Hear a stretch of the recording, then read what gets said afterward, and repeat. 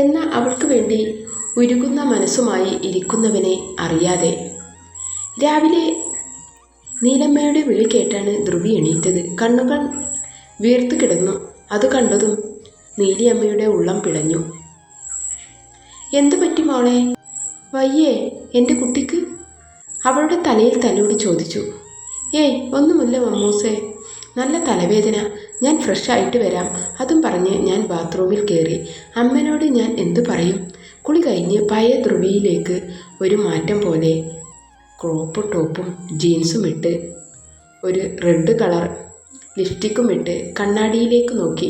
കണ്ണുകൾ എന്തിനോ നിറയുന്നു എന്ന ഞാൻ വാശിയോടെ തന്നെ കണ്ണുകൾ തുടച്ചുകൊണ്ട് താഴേക്ക് ചെന്നു. ആദ്യം എൻ്റെ കണ്ണുകൾ തേടിയത് കാശിയിലായിരുന്നു. എന്നാൽ കണ്ണുകൾ പരമാവധി നിയന്ത്രിച്ചു. ഞാൻ പാടെ അവഗണിച്ചു.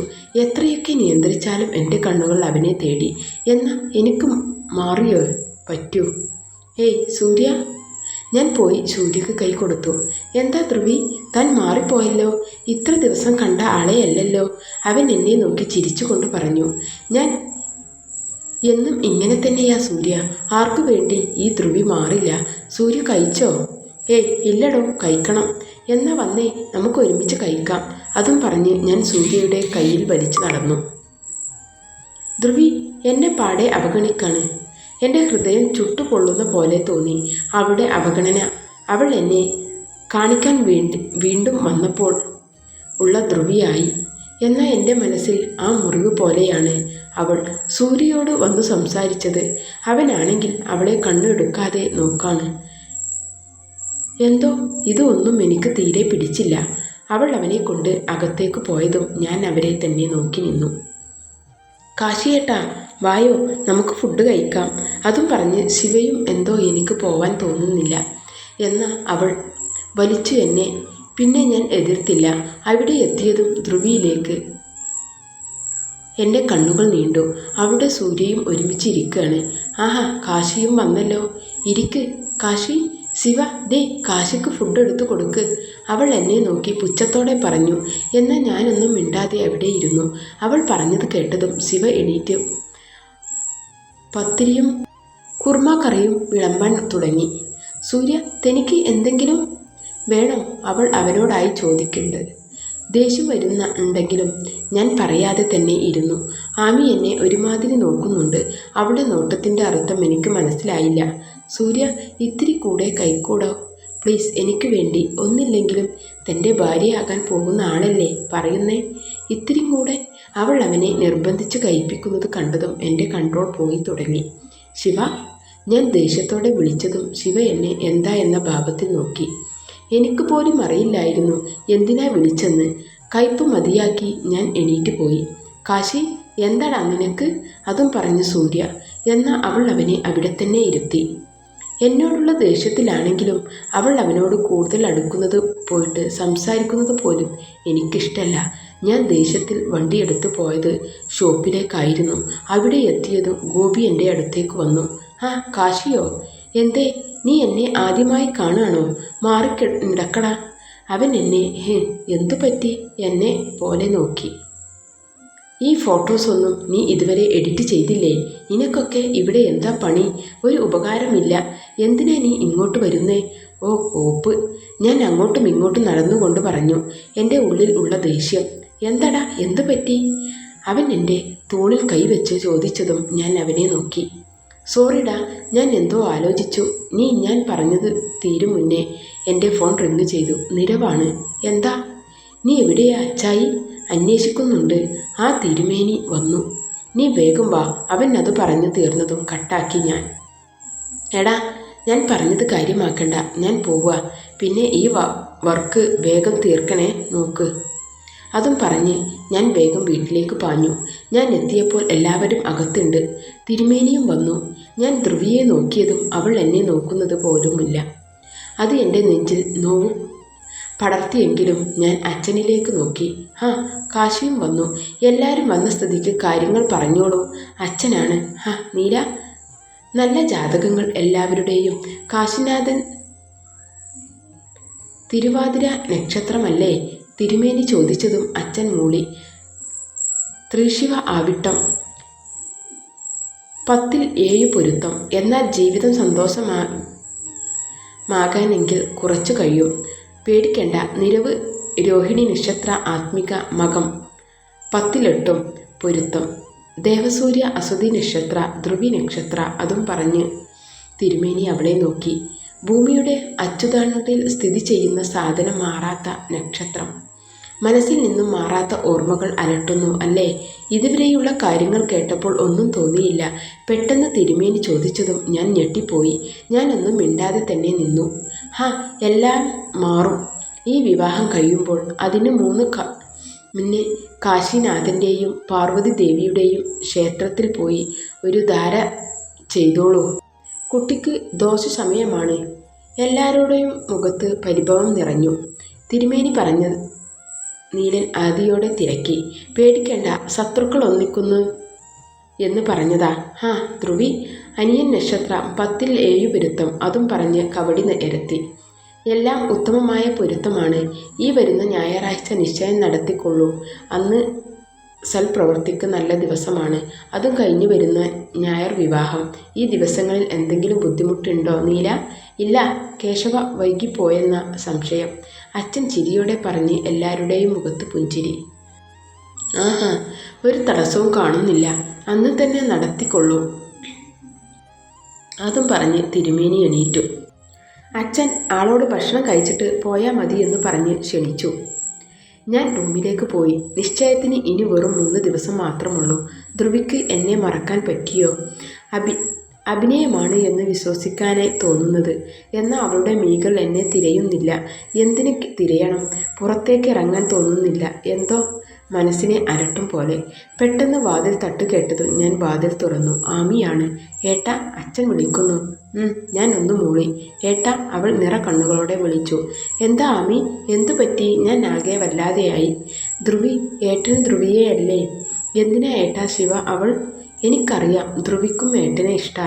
അവൾ ഏങ്ങിക്കൊണ്ട് പറഞ്ഞു. എന്താ ആമി ഈ പറയണേ?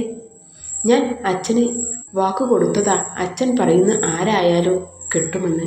പിന്നെ നീ വിചാരിക്കും പോലെയല്ല ഒന്നും. അത് പറഞ്ഞു ഞാൻ നടന്നു. എന്തിനാവും അച്ഛൻ വിളിക്കുന്നേ? എൻ്റെ ഓരോ ചുവടും ചുട്ടുപൊള്ളും പോലെ തോന്നി. അച്ഛാ. എന്താ കാശി, നീ ഒന്നും മിണ്ടാതെ നിന്നേ? അച്ഛൻ എന്നെ അച്ഛൻ്റെ അടുത്ത് ഇരുത്തിക്കൊണ്ട് ചോദിച്ചു. ഞാൻ എന്തു പറയാനാ? അച്ഛൻ പറയും പോലെയല്ല. അപ്പോൾ ഈ ഞായറാഴ്ച നിശ്ചയം. അതിൻ്റെ എല്ലാ കാര്യങ്ങളും ഞങ്ങൾ നോക്കിക്കൊള്ളാം. പിന്നെ ഫോട്ടോ എടുക്കാൻ അറിയുന്ന ആളുണ്ടല്ലോ കൂടെ? അച്ഛൻ ചിരിയോടെ ചോദിച്ചു. ഞാൻ ഗോപിയോട് വരാൻ പറയാം. പിന്നെ ജിബിൻ വന്നോളും. അധികം സമയമില്ല. നിശ്ചയത്തിന് നമ്മൾ മാത്രം മതി. വിവാഹത്തിൽ എല്ലാവരും വിളിക്കാം. എന്താ കാശി? അച്ഛാ, ഇപ്പോൾ ഈ വിവാഹം വേണോ? പെട്ടെന്ന് ഞാൻ ചോദിച്ചതും അച്ഛൻ എന്നെ പകപ്പോടെ നോക്കി. എന്താ നീ ഇങ്ങനെ ചോദിക്കുന്നത്? എല്ലാം കൂടെ തീരുമാനിച്ചതല്ലേ, പിന്നെന്താ? അച്ഛൻ ഭാവം എനിക്ക് മനസ്സിലായില്ല. ഞാൻ ചുമ്മാ ചോദിച്ചതാ. പെട്ടെന്ന് നടത്തണോ അങ്ങനെ ചോദിച്ചതാ. നീ എന്നെ പേടിപ്പിക്കല്ലേ കാശി. എൻ്റെ പാതി ജീവൻ പോയി. എല്ലാവരും ഇപ്പോൾ ഒത്തിരി സന്തോഷത്തിലാണ്. അച്ഛൻ മുഖത്തെ സന്തോഷം എൻ്റെ കണ്ണിലും പതിഞ്ഞു. ഞാൻ ആ നിമിഷം അച്ഛൻ്റെ ചിരിയിൽ പങ്കുചേർന്നു. അച്ചായി. പെട്ടെന്നായിരുന്നു ധ്രുവി റൂമിലേക്ക് വന്നത്. എന്നെ കണ്ടതും അവൾ പോവാൻ നിന്നു. മോളെ, എന്താ വിളിച്ച്? അച്ഛൻ അവളെ വിളിച്ചു. ഞാൻ അത് അച്ചായി.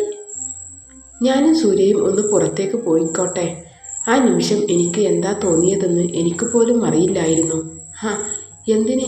എന്താ? വേഗം വരണം. അച്ഛൻ അതും പറഞ്ഞ് ഞാൻ അവിടെ ഇരിക്കുന്നുണ്ട് എന്നുപോലും ശ്രദ്ധിക്കാതെ അവൾ പോയി. എൻ്റെ ഹൃദയത്തിൽ ഒരു മുറിവ് വ്യാപിച്ചിരിക്കുന്നു. അച്ഛൻ. ഞാൻ എന്നാ?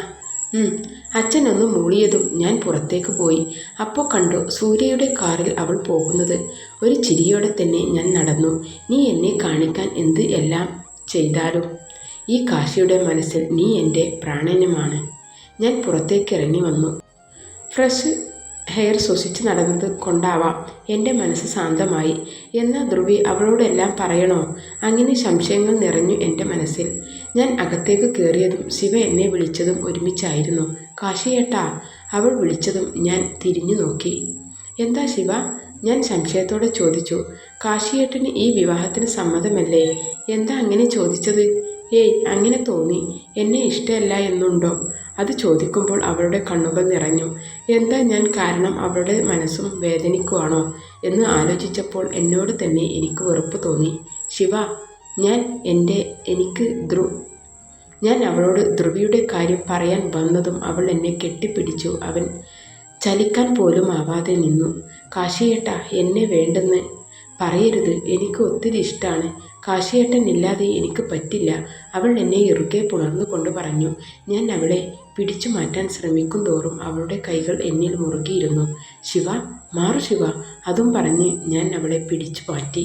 അവളുടെ കണ്ണുകൾ നിറഞ്ഞു തൂവി. കരഞ്ഞുകൊണ്ട് അവൾ അകത്തേക്ക് പോയി.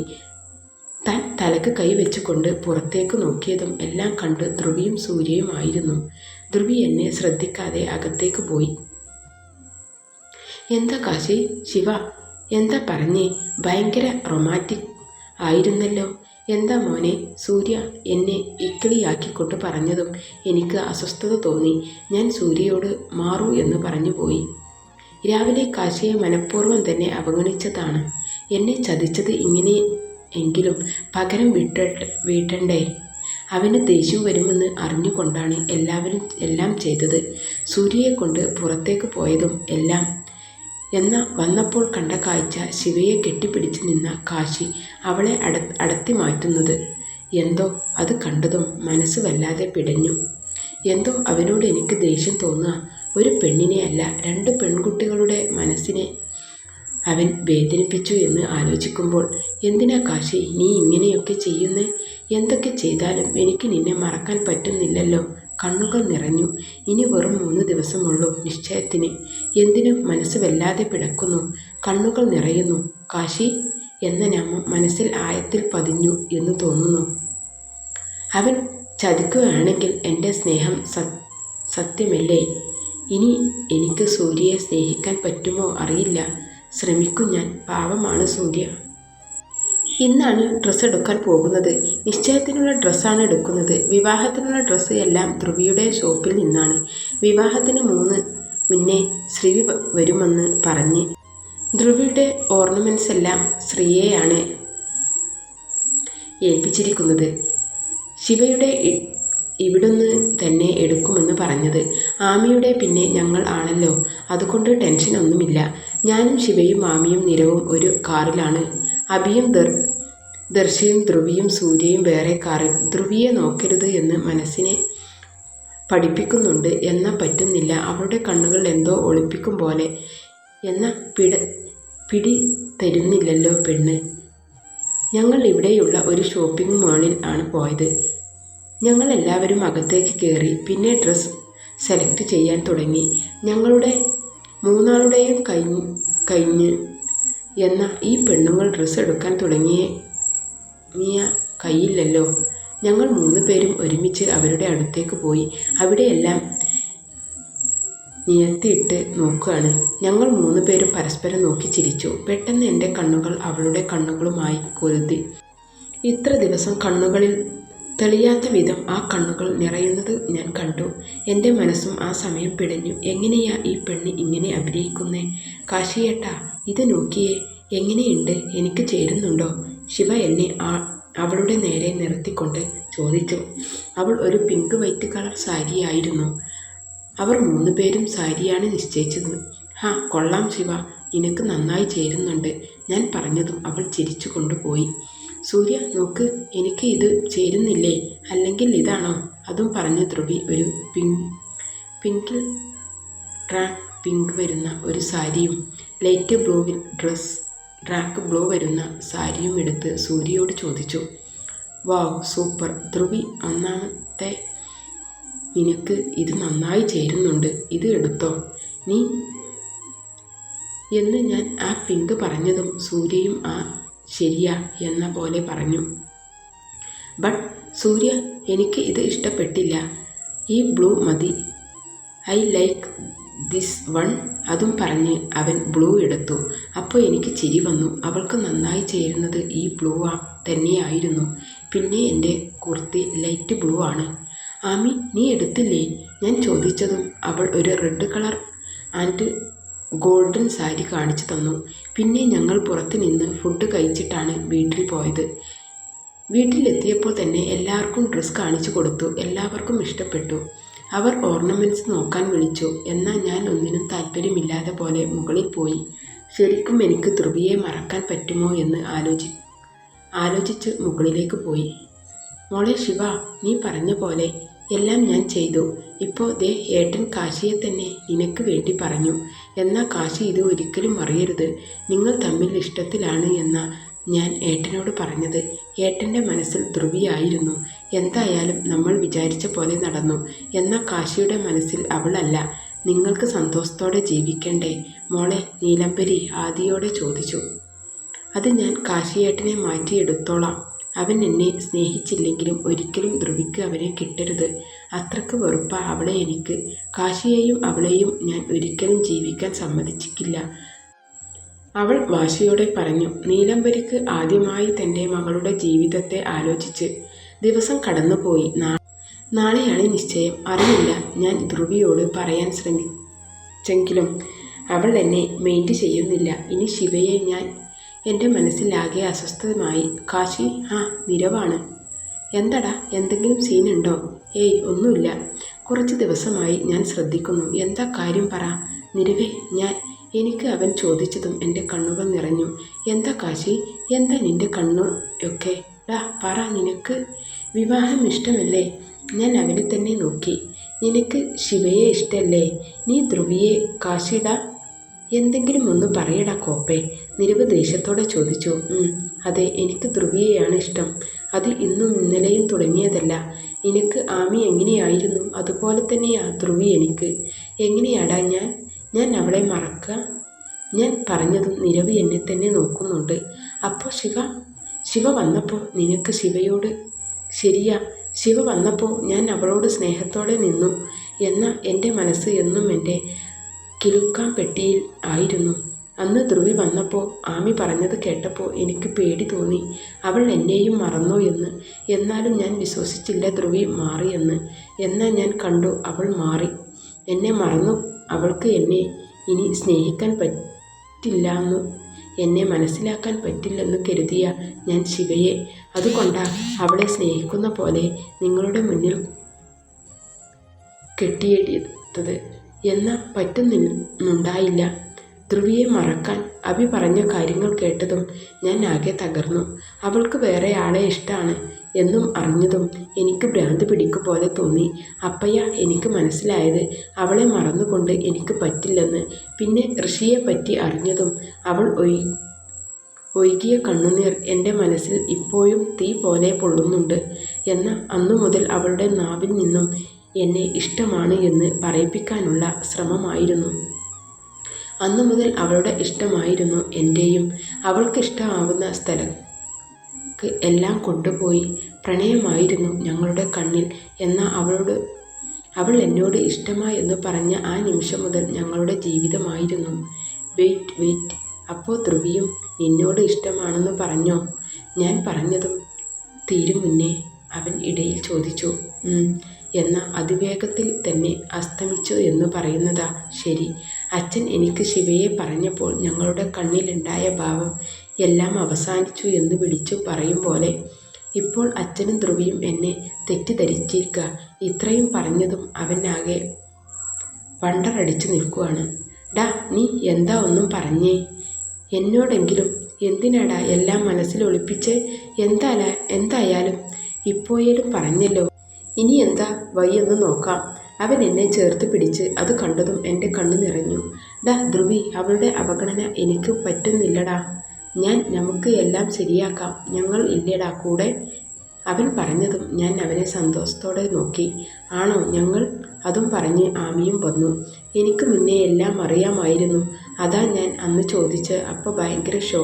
പിന്നെ ഏട്ടാ, എൻ്റെ നാത്തൂനായി എനിക്ക് ധ്രുവിയെ കിട്ടിയേ പറ്റൂ. കേട്ടല്ലോ, അവൾ ഒരു സ്വസ്ഥതയോടെ പറഞ്ഞു. എന്നാൽ എൻ്റെ മനസ്സിൽ അലട്ടിയത് ധ്രുവിയുടെ അവഗണനയായിരുന്നു.